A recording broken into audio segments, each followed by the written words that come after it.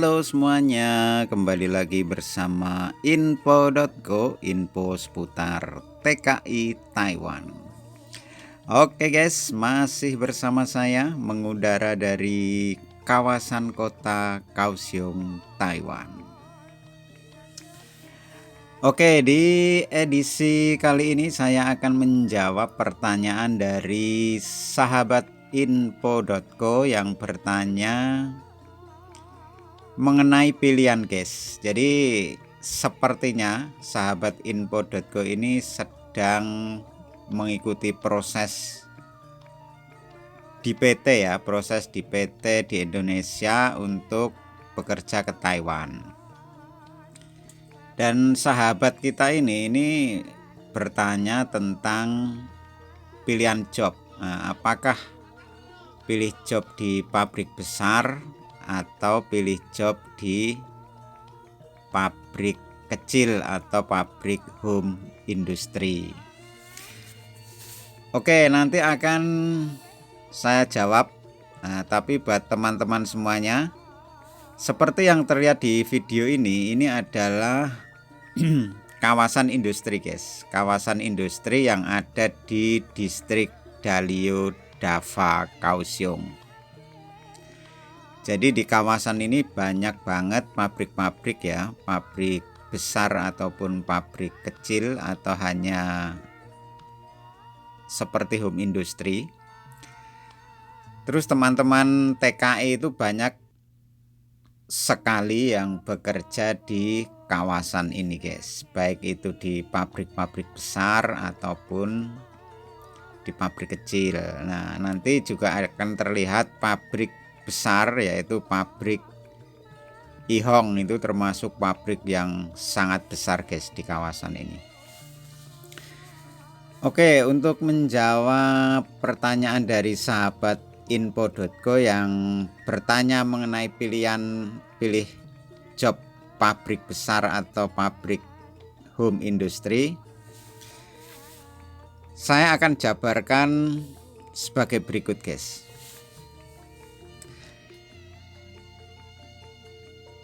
Di video ini saya tidak akan mengarahkan salah satu pilihan, apakah pilih pabrik besar atau pabrik kecil. Saya tidak akan mengarahkan. Saya hanya mau kasih gambaran guys, hanya mau kasih gambaran buat teman-teman yang nanti terima job, baik itu pabrik besar ataupun pabrik home industry. Saya mulai dari pabrik besar dulu ya guys ya. Nah, pabrik besar itu sudah pasti karyawannya juga banyak guys, karyawannya juga banyak. Lah terus pekerjaannya, namanya pabrik besar itu pasti pekerjaannya juga banyak. Dalam arti kata ya, semakin besar pabrik pasti kerjanya semakin banyak dan karyawannya tuh juga banyak ya. Dari segi positifnya, kalau pabrik besar itu yang jelas banyak temannya. Teman Indonesia itu sudah pasti banyak ya, tidak hanya mungkin 1-2 orang, tidak, pasti lebih dari puluhan orang. Terus kalau masalah lembur ya pasti kalau pabrik besar pasti juga ada lemburnya juga. Terus lemburnya itu bisa jadi bergilir juga bisa. Dalam arti kata, misalkan di pabrik itu ada 10 orang Indonesia, lah itu bisa digilir, kadang hari ini berapa orang, besok berapa orang, itu juga bisa. Itu terjadi guys, terjadi di pabrik teman-teman saya yang bekerja di pabrik yang besar. Terus dari segi negatifnya, pabrik besar itu belum tentu baik juga banyak guys. Besar cuma namanya doang juga banyak ya. Jadi dalam faktanya terjadi PHK, terjadi pemutusan kontrak itu juga di pabrik-pabrik besar juga banyak. Jadi setiap pabrik itu ada sisi positif dan sisi negatifnya. Terus masalah mes juga itu, kalau pabrik besar itu otomatis kan karyawannya juga banyak ya. Misalkan orang Indonesianya ada puluhan orang. Itu rata-rata mesnya itu bayar per bulannya, itu bayar guys. Jadi apa ya, bisa jadi kalau pabrik besar itu memang rata-rata mesnya berbayar, soalnya kan banyak pekerjanya. Terus kalau pabrik home industry lah, ini pabrik home industry ini kan otomatis hanya sedikit karyawannya ya, hanya beberapa orang saja. Paling orang Indonesianya itu paling banyak 3-4 orang, bahkan ada yang 2 orang, bahkan hanya 1 orang, maksudnya 1 orang Indonesia ya, hanya ada 1 orang Indonesia, 2 orang Indonesia, paling banyak ya 5 orang Indonesia. Itu kalau pabrik yang home industry. Dari segi positifnya saya jelaskan dulu. Dari segi positifnya, kalau home industry ini rata-rata itu malah ini ya, apa ya, sama karyawan itu ibaratnya apa ya,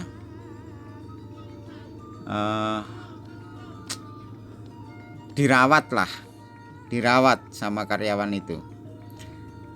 Terutama masalah mes itu rata-rata kalau pabrik home industry itu mesnya malah tidak bayar, alias gratis ya, soalnya kan tidak perlu banyak orang, hanya beberapa orang saja. Jadi bosnya itu menyediakan mes biasanya di pabrik, suruh tinggal di pabrik gitu aja, jadi tidak usah bayar.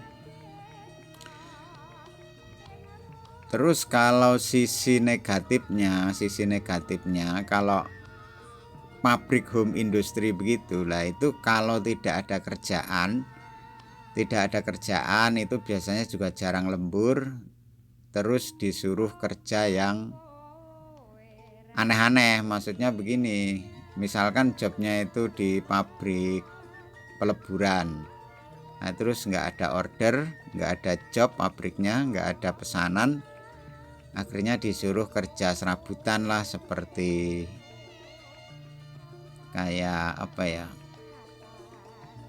bersih-bersih, nyapu di depan pabrik, apa cabut rumput. Nah itu banyak itu guys, teman-teman saya yang jobnya itu hanya job home industry tapi tidak ada kerjaan, akhirnya disuruh kerja ya seperti nyabutin rumput, bersihin got, itu juga banyak. Tapi intinya kan bekerja tidak diliburkan ataupun di PHK, itu aja kan sudah sangat beruntung ya. Jadi semua pabrik guys, semua pabrik, baik itu pabrik besar ataupun pabrik kecil atau home industry, itu ada sisi baik dan sisi negatifnya. Jadi saran saya buat teman-teman yang mau berangkat ke Taiwan, yang mengikuti proses di PT, itu mantapkan saja. Nah, mantapkan saja pilihannya itu, pengen pilih pabrik apa, nggak usah ragu. Misalkan ada tawaran job ya, ini ada pabrik ini, nah otomatis dari beberapa tawaran itu yang masuk di hati itu pabrik yang apa gitu aja. Jadi sesuai dengan keinginan, sesuai dengan hati nurani, inginnya pabrik apa ya sudah, diikuti saja keinginan hati nurani. Jangan dipaksakan ya, misalkan wah saya pengen cari yang pabrik ini, jangan cari yang pabrik inilah. Tapi kalau misalkan nanti tidak pas, kecewa. Nah, akhirnya ujung-ujungnya setelah sampai di Taiwan itu berdampak pada pekerjaannya, guys. Soalnya apa? Soalnya di Taiwan itu yang dibutuhkan bekerja, yang dibutuhkan itu semangat kerjanya, bukan apa-apa. Kalau sudah di Taiwan itu yang dibutuhkan itu semangat kerjanya sama orang Taiwan itu, bukan masalah yang lain-lainnya. Yang penting bisa bekerja, begitu aja. Jadi buat teman-teman sekali lagi yang masih proses itu, misalkan ada seleksi lah, itu ikut saja, terus mantapkan dengan hati nurani pilihan teman-teman semuanya. Soalnya apa? Setelah sampai di Taiwan itu belum tentu fakta yang sebenarnya seperti apa yang diinginkan dari Indonesia. Misalkan ini ada salah satu job di pabrik ini. Nah, terus bayangan kita, wah ini pabriknya nanti bagus, kerjanya enak, lemburan lancar, ada uang bonus, ada fasilitas yang bagus. Itu belum tentu. Jadi nggak usah membayangkan yang sekiranya itu di luar jangkauan saja. Kecuali jobnya itu berasal dari teman kita sendiri yang sudah ada di Taiwan, misalkan seperti calling visa di salah satu pabrik. Nah, di situ ada teman Indonesianya, ya, ada teman Indonesia, terus kita sudah sering video call, sudah tahu gambaran kerja di pabriknya itu seperti ini, fasilitas yang didapat seperti ini, terus lemburan seperti ini. Lah itu kita baru bisa menggambarkan. Tapi kalau hanya job dari pabrik, dari PT atau dari sponsor yang diberikan, nah itu masih dalam tanda tanya. Jadi hitungannya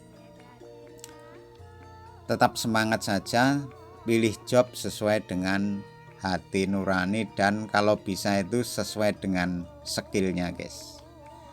Nah, nanti setelah di Taiwan, nah itu sudah pasti bekerja dengan riang gembira, tidak ada kendala-kendala yang nyesek di hati ya. Soalnya orang bekerja itu kalau tidak srek di hati itu sudah pasti akan menimbulkan dampak yang sangat luar biasa, guys.